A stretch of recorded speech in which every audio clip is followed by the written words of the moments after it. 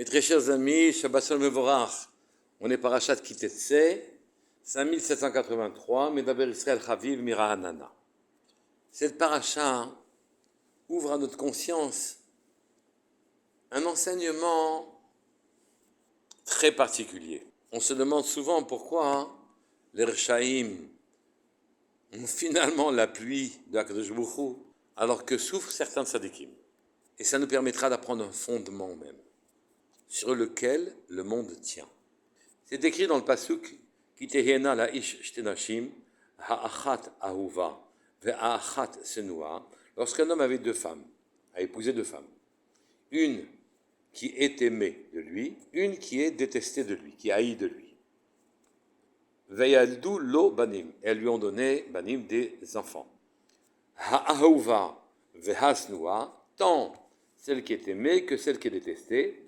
Et ici, finit le pasuk en disant Vehaya ben habechor lasnia. Et comme si on devait dire, c'est évident, c'est naturel, le ben habechor, le premier enfant, celui sur lequel se fixe souvent notre affection, une affection particulière en tout cas, il sera à qui?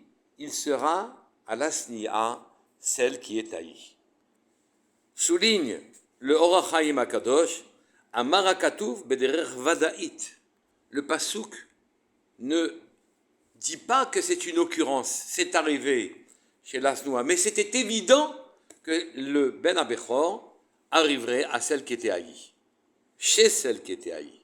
Et il ajoute, comme ça s'est passé avec Léa, la femme de Yaakov, Vayar Hashem qui se noua Léa, Hashem a vu que Léa était haïe, entre guillemets, de Yaakov. Entre parenthèses, il faut préciser que seul Hachem a vu combien Léa n'était pas aimée, était haïe quasiment de Yaakov, alors que Yaakov lui-même n'était pas conscient, et que Léa elle-même ne voyait pas les choses comme ça, elle pensait juste qu'elle n'était pas aimée de Yaakov, et Yaakov aussi pensait que c'était dans cette disposition-là. Mais Hachem, qui connaît le secret des âmes, savait qu'elle était haïe. Quelle importance à cette information, on va y revenir.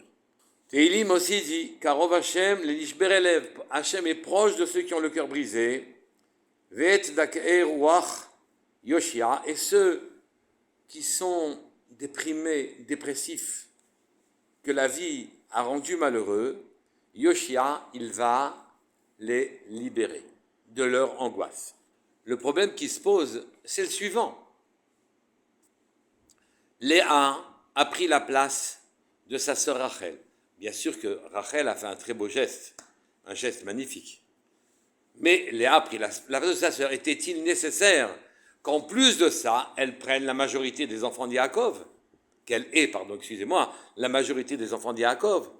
N'est-ce pas injuste pour Rachel qui a donné sa place, la place de femme à sa sœur, sa sœur qui a pris sa place? Cette femme aussi, dont on parle dans notre paracha Kitetse, quand il a épousé deux femmes, une qu'il aimait, qui était aimée, une qui était haïe. Celle qui était haïe, les Chachamim disent qu'en vérité, a toutes les chances que ce soit celle qu'il a prise à la guerre. Donc finalement, voilà une femme qui n'aurait aucune mitzvot à son actif, mais pas seulement. C'est une femme pas bien qui va faire la guerre, présente sur les champs de bataille, habillée pour attirer les hommes, et que ce guerrier aurait épousé en la ramenant chez lui. Cette femme finit par être haïe. Et donc les Nisuim sont psulim en quelque sorte. Le mot snoua, remarque le Baal HaTurim, ce sont les mêmes lettres que Nesua. Son mariage à la base n'était pas bien.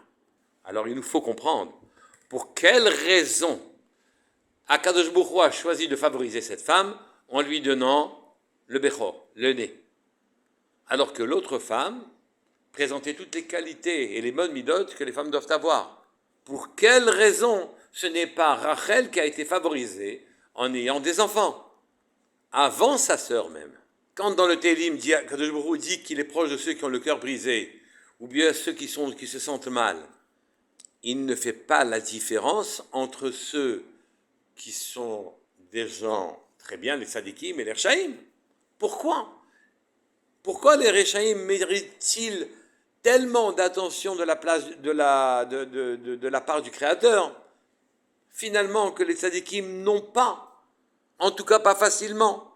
On dit même que le voleur, alors qu'il était poursuivi après son méfait, quand il demande l'aide d'Hachem et qu'il est angoissé de se faire attraper, Akadosh Baruch Hu va l'aider. Il y a ici une loi fondamentale qui est ignorée de nous. Et la réponse se trouve d'ailleurs dans cette même paracha. Cette paracha parle abondamment de mariage, qui kachishisha, elle parle de l'aktuva, elle parle du divorce. Et quand un homme prend femme, il la prend littéralement sous son aile.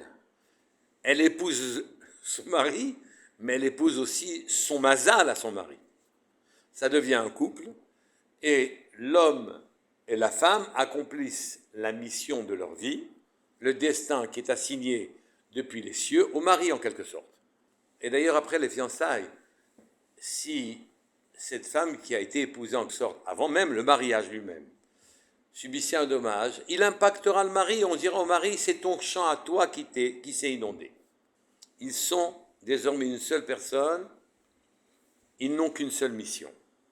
Mais ceci est très logique, car en vérité, depuis Parashat Bereshit, nous savons tous que Adam et Chava, le premier couple, en vérité, étaient un seul et même corps, à l'origine en tout cas, et ils étaient dos à dos. Akadosh Baruch Hu a souhaité qu'ils soient face à face, et donc il a fait deux personnes, il les a séparés.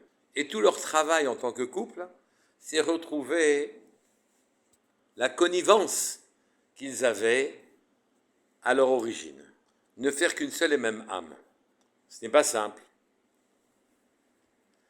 Étant obligés de subir les difficultés de la matérialité, à ce moment-là, certaines personnes s'y perdent, sont attirées vers le mal, et à ce moment-là, naturellement, une sortie est prévue, qu'on appelle le divorce. Mais le projet, en vérité, c'est que le couple accomplisse sa mission dans la vie, ensemble, et réussissent, et s'apportent affection et soutien, réciproque. Mais les Chachamim disent que le rapport entre l'homme et la femme, en vérité, préfigure le rapport que ce couple-là aura vis-à-vis d'Akadosh Baruch Hu. La manière dont un homme se comporte avec sa femme s'ouvre des perspectives de proximité avec Hachem. Pourquoi ? Parce que de la même manière que l'homme et la femme étaient un à l'origine, avant qu'ils ne soient séparés, eh bien, toutes les neshamot, toutes les âmes de la terre, avant la création, ne faisaient qu'un avec Hachem. Toutes les âmes du monde étaient dans Hachem. Et la création était en vérité une extériorité. Faire sortir d'Hachem, quelque part, Hachem s'est séparé dans notre monde de fragments de spiritualité qui sont nos âmes à nous. Mais nous étions confondus avec Hachem, à l'origine. De la même manière que l'homme ne faisait qu'un avec sa femme, de la même manière, les neshamot de tout ce qui existe sur terre ne faisaient qu'un qu'avec Akadosh Baruch Hu. Quand le mot Vayivra, que Akadosh Baruch Hu dit qu'il a créé, contient le mot bar qui veut dire extérieur. Il a mis à l'extérieur. Un fils est à l'extérieur de son père. Son père le contenait, son fils est à l'extérieur de lui. Il est créé pour avoir une vie personnelle. Et tout le travail des créatures, c'est de revenir au statut originel, enfin de s'en rapprocher. Avoir une conscience aiguë que nous étions un chélek, et nous sommes un chélek, une partie d'Hachem, du Dieu vivant. Mais de la même manière que quand un mari prend sa femme, et qu'elle épouse le destin, le devenir, la mission du mari, alors il y a un ordonnancement qui se forme dans tout le monde entier. En vérité, chaque âme qui est descendue sur terre influence des personnes qui sont sous sa responsabilité et modèle leur destin, mais elle-même elle est modelée par des âmes supérieures à elle qui ont un travail et un devenir à assumer dans ce monde-ci pour le compte du Créateur. Tout est hiérarchisé. Les âmes sont imbriquées les unes dans les autres. Chacune a son travail personnel, si je puis dire, à faire, mais qui viendra compléter harmonieusement le travail que doit faire une âme supérieure à lui. Quand je dis supérieure, je ne dis pas que l'une domine l'autre, elle la domine spirituellement seulement. Elle a sur elle une autorité morale. Elle n'a pas une autorité physique comme un roi. Mais toutes les âmes sont imbriquées les unes dans les autres. Il n'y a pas d'espace vide. Le couple est en quelque sorte à l'image de toute la société. Chaque âme est dépendante d'une âme supérieure qui définit ses buts. Et elle a, elle-même, la responsabilité de Neshamot, d'âmes qui sont sous sa férule et qui déterminent leur destin et les événements qui vont leur permettre de faire le travail de réparation. Aussi, pourrons-nous dire, quand un cœur est brisé, quand un homme est déprimé, un homme ou une femme, c'est qu'en vérité, elle a le sentiment qu'elle est esseulée, qu'elle n'a plus l'énergie des âmes sous la responsabilité de laquelle elle se trouve et qu'elle n'a pas non plus de lien réel avec des âmes sous sa responsabilité. Ceci provoque un sentiment de solitude invraisemblable. Et Hachem Yitbarach refuse, non pas par pitié, mais par chok, par loi fondamentale, qu'il y ait un espace de vide. Peu importe les mérites de la personne, il n'y a pas de vide, sa trace est restée dans le monde, même s'il a laissé une place pour que la conscience des personnes puisse sentir un certain degré d'indépendance. Mais quand une femme est haïe de son mari, et que son mari la chasse en quelque sorte de son destin, qu'elle n'a pas de chemin de vie, alors Akadosh Baruch Hu s'occupe d'elle et corrige cette anomalie.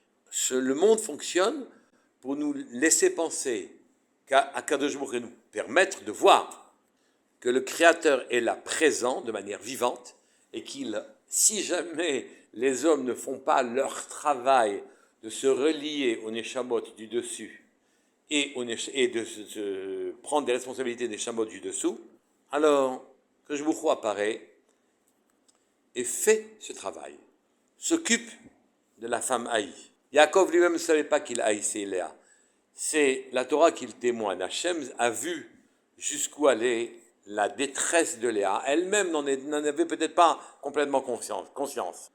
Mais puisqu'il fallait la relier à son destin, à sa mission, Hachem a fait ce qu'il fallait pour la lier à son mari, à Yaakov, au détriment même de Rachel.